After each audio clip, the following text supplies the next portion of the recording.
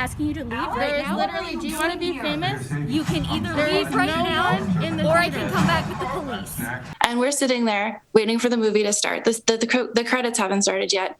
And like not even like a minute or two later, two women come into the theater and they tell me, "Oh, you have to have your mask on." And I'm eating popcorn. So I say, "I'm eating popcorn." And she says, "Oh, it doesn't matter. You have to have your mask on." And so when they asked me to leave, it was quite a shock because I was following their rules and there was nobody in the theater. So I got frustrated just trying to understand what it is they wanted from me, because I think that there's really what I can think of is two explanations. One is obviously the excuse that they would give of just following orders. But the thing is, as curators of our own soul, we have to really decide what's right and what we're willing to do. And I don't think that within the confines of COVID and fear of a virus, that you would think it's justified under what you're expected to do at work to throw out a woman and her toddler from watching a cartoon in an empty theater who is also eating popcorn. Recently, Melissa Robinson took her 3-year-old daughter to the Galaxy Cinema in North Bay, Ontario, where she purchased tickets for Sing 2. As well, she bought some popcorn and pops. But a not-so-funny thing happened to Melissa and daughter as they took their seats in the completely empty theater before the movie even started. Staffers told them that they would have to leave or the police would be called and they might be charged with trespassing. Indeed, while the intention was to watch a family-friendly musical, suddenly what occurred was that mother and daughter were experiencing a real-life episode of Monster Chiller horror theater. Folks, just wait till you hear Melissa's unbelievable story. And indeed, joining me now from about 45 minutes outside of North Bay is Melissa Robinson herself. How are you doing there, Melissa? I'm good. Thank you for having me. It's a pleasure. Now, Melissa, as I said in the preamble, you took your daughter to see Sing 2, but you were soon given the bum's rush out the cinema under penalty of law. What exactly happened?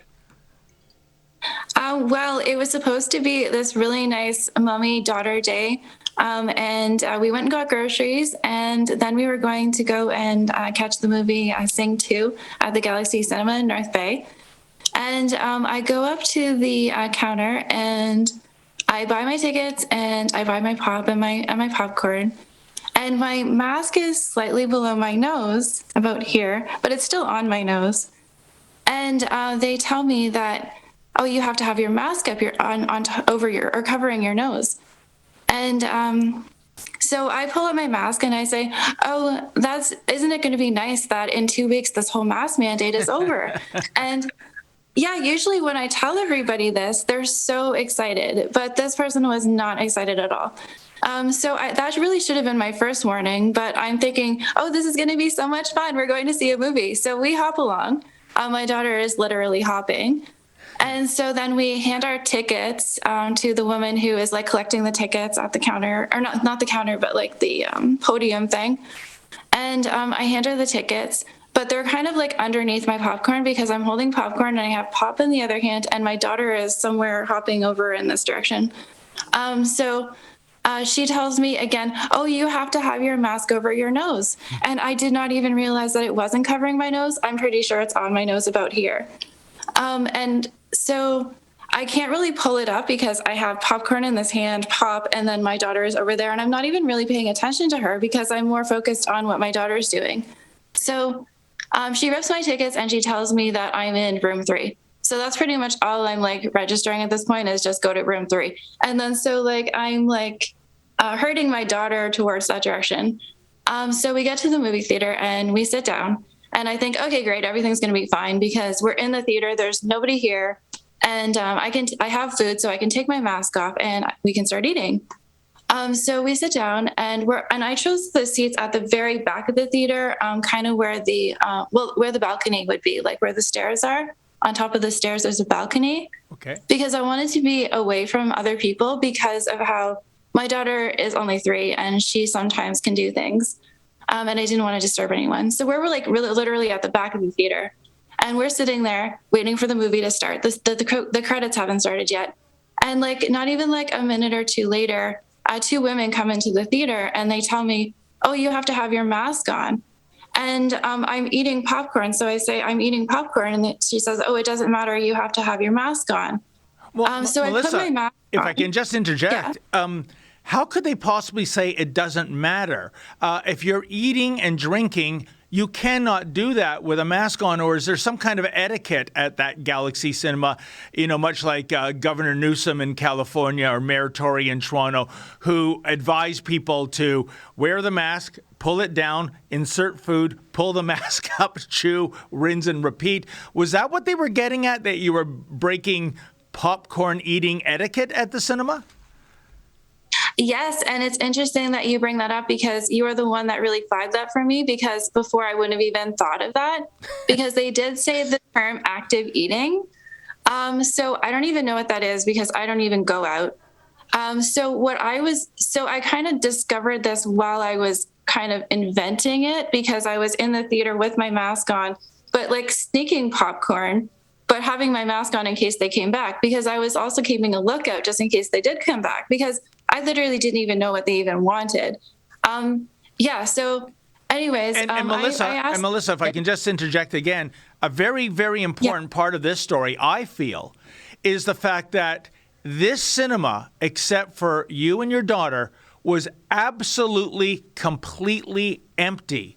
So even if you were unmasked, what harm was there? There was no one to presumably infect. In fact, if you want to talk about any kind of potential danger, so to speak, I put that in air quotes, it's when the manager and the other staffer come and suddenly they're in your grill reading you the riot act. And before we get to your response on that, you were savvy enough to take out your cell phone and record some of the interaction. Folks, just check this out. There is no one in the theater, and you're asking me to leave because I didn't have a mask on earlier, and I had my mask on now. I'm asking you to leave There right is now. literally, do you want to be famous? You can either There leave is right no now, one in the or I theater. can come back with the police. You call the police. This is ridiculous. There is no one in the theater. Why are you harassing me? What's We your are asking name? you to follow our policy, and I do not give I you permission. My to mask use is on. Yes, I can film you. No, you cannot. Yes, Because I I'm can. not giving you my permission. Yes, doesn't matter. I'm putting it on YouTube. It's not live a single streaming. consent. We are live It's not a- streaming right now. It is not a single Doesn't consent matter. province. I'm asking you to leave now. You already did. And now I come into the possession of a veil. I paid for this in the movie. south My of daughter France. wants to see it. I have my mask on. Wow, so there you go, Melissa. Just a surreal interaction with the movie trailers going on in the background, and that woman telling you you had the vamoose.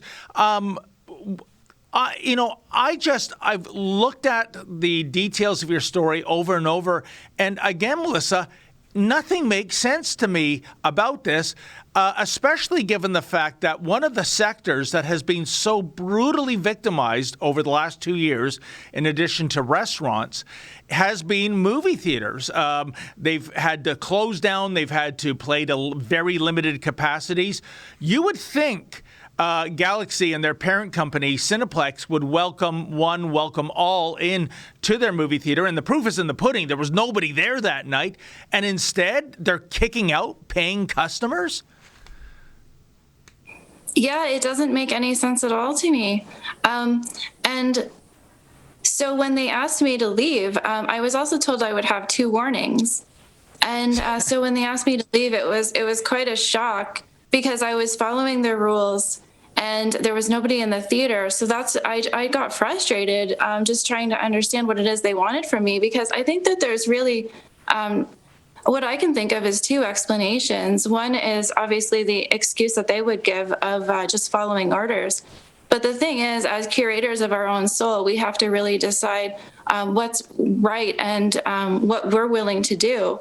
And I don't think that within the confines of COVID and fear of a virus, that you would think it's justified under what you're expected to do at work, to throw out a woman and her toddler from watching a cartoon in an empty theater who is also eating popcorn, because there's so many ways around that to explain how that situation was going on. It's So I astonishing. think that Yeah, it's more the darker explanation of how I think it was just an abuse of power on their part, and I feel like they were bullying me.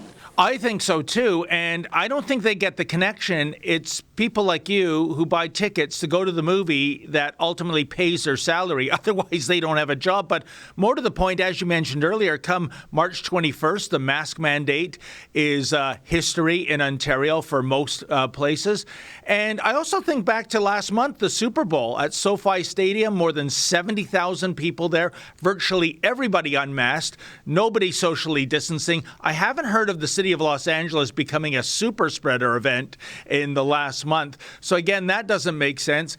I can tell you also, Melissa, I did reach out to the cinema, a woman identifying herself as the manager, Mac. She answered the phone. Here's how that went. My name is David Menzies, and I'm calling from Rebel News in Toronto. And earlier today, we had a patron of your cinema reach out to us, Melissa Robinson, and she had spoken with us and sent along some video, and it was in regard to her being removed from the cinema, her and her 3-year-old daughter, because she was eating popcorn and not wearing a mask. And I was just hoping to reach out to you, Mac, in terms of, finding out, how she ran afoul of your rules there, especially if she's eating your concession food. How can you do so without putting your mask down? Give me 1 second. Okay. Please hold while I try to connect you.